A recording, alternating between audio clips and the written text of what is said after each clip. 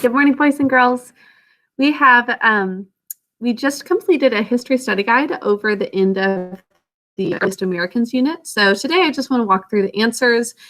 Should be pretty straightforward because a lot of these were just matching multiple choice. So I think that automatically would have graded for you. But we're going to be taking a test soon, so it's also a good opportunity just to talk about some of the things we've learned. I'm going to present over to Bright Thinker, and let's go over the review. Pull it up.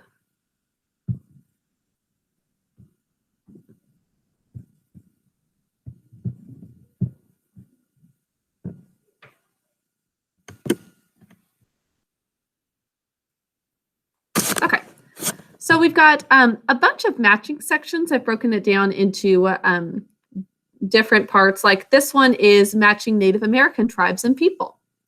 And we've got some multiple choice questions and some phrases that you've learned in Earliest Americans and some vocabulary. And then homes and transportation. So question one, or section one, is matching the tribes according to this description. I get these ones a little bit mixed up, so I'll be occasionally just double checking to make sure I've got the right information. So number one, all adults, men and women, had a voice in making decisions in this group. You remember what this is called? It's kind of a committee connected to our Latin word that had all adults have a voice in this decision. The Haudenosaunee Confederacy, very good, is that group of lots of different tribes, and women had a voice too, which was pretty unusual for the time. And their goal was to basically not die out. They wanted to preserve all the tribes. What is the person who lives on a rocky ledge or cliff wall, such as a member of the ancestral Pueblo people? So it's the name of the type of person who lives like on the ledge. Cliff dweller, that's right.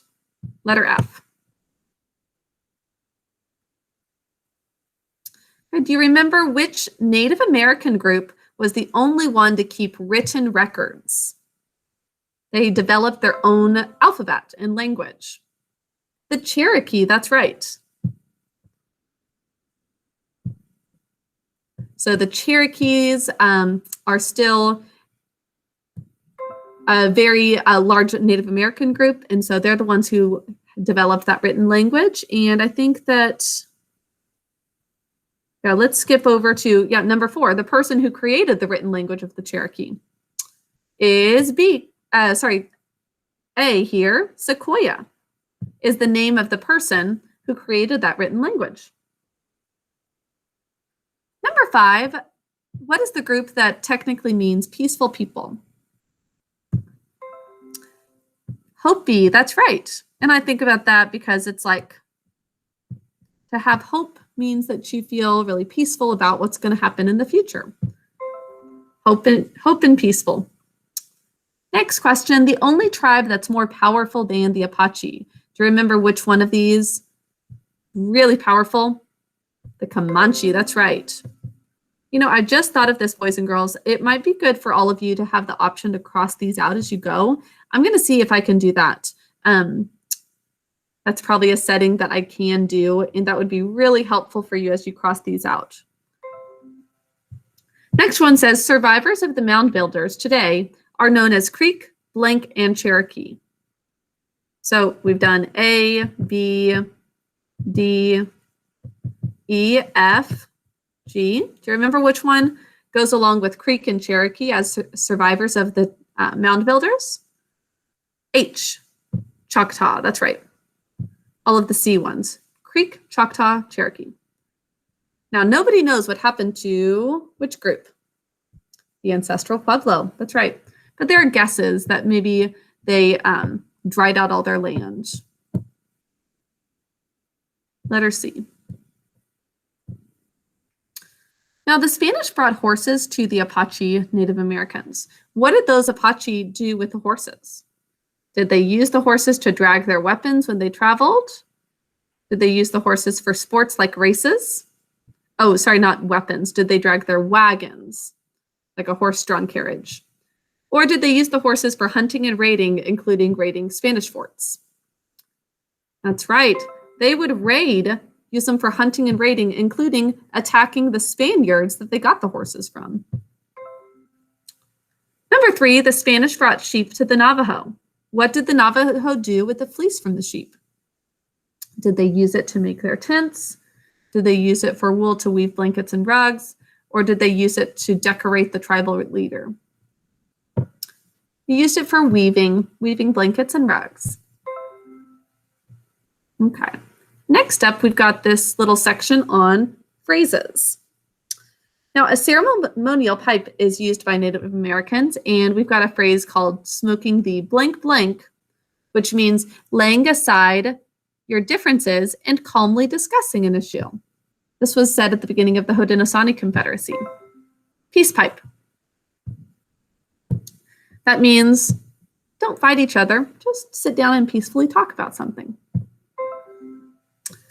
What is the phrase that means lay down your weapons and agree to stop fighting? Kind of similar, but not about the pipe. That's right, bury the hatchet means lay down those weapons. And finally, the Haudenosaunee called the main crops corn, beans, and squash blank blank because they were planted together. 3 sisters, that's right, they all really helped each other out. Like the beans climbed up the corn stalks. Okay, this is a longer one. We've got matching vocabulary. What is the group of people who meet to help run a government? Council, that's right. Do you remember the name of the land bridge that connected Asia to North America long, long ago? Beringia, that's right.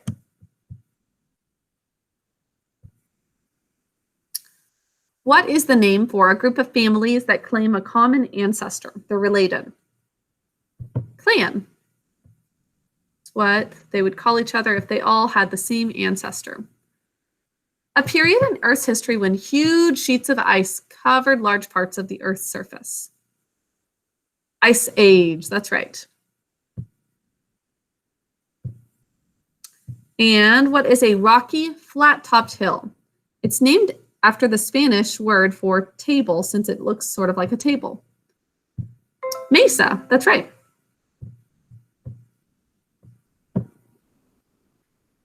A large prehistoric elephant-like animal covered with hair. Which one is like an elephant? A big, woolly animal. Mammoth, that's right. And what is the word that means to move away from the shore or decrease? Ebb, that's right. Like the tides, ebb, we learned about in science. Finally, small groups of people who feed themselves by hunting animals and gathering plants. Hunter-gatherers, that's right. Got the words right in there, hunt and gather. Okay, couple last questions. What was the purpose of the Haudenosaunee Confederacy? Was it a group of nations that tried to stop the British invasion?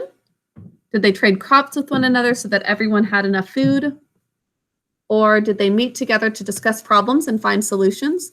They also united against enemies. See, this last one. They actually were on the side of the British, so that's not who they were trying to protect themselves from. And they might have traded some crops, but that's not what we talked about in history. Finally, what is the type of house or transportation that it talks about? A large rectangular dwelling with doors at each end and places for fires inside. Longhouse, that's right, that's the long rectangle. What is an Inuit canoe made from animal hide? A kayak, that's right. And which one is a dome-shaped temporary shelter made from snow blocks? Igloo. Finally, which one is a domed dwelling made of poles tied together with bark covering the sides, made by the Eastern Woodlands people? Wigwam, that's right. All right, that is everything for the video. So I can submit answers. And I guess it tells me completely whether it's right. I need to change the points on that, but hopefully this is going to be before you actually complete it. Let me see if I can actually fix the setting. You guys get a little sneak peek at what the teacher side of this is. And wanted to see if I could allow you answer eliminator.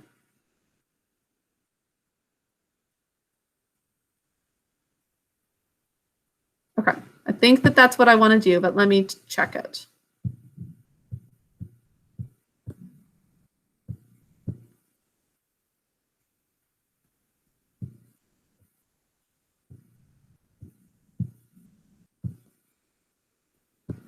Okay, actually, I'm going to go to the student side, see if this looks right. Got a long to-do list. Okay. February 22nd.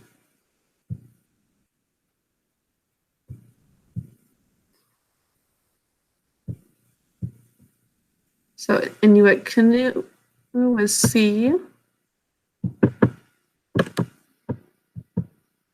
Oh, there we go. Answer eliminator on.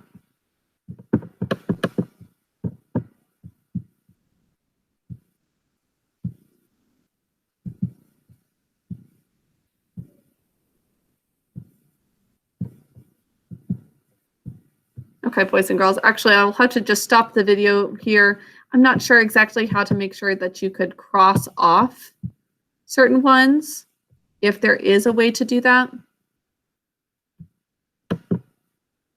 Anyway, so boys and girls, I hope that you all are feeling prepared for this test. We've got our next unit coming up on earliest American exploration.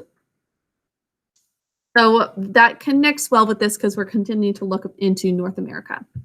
Have a wonderful day, and I'll talk to you soon. Bye.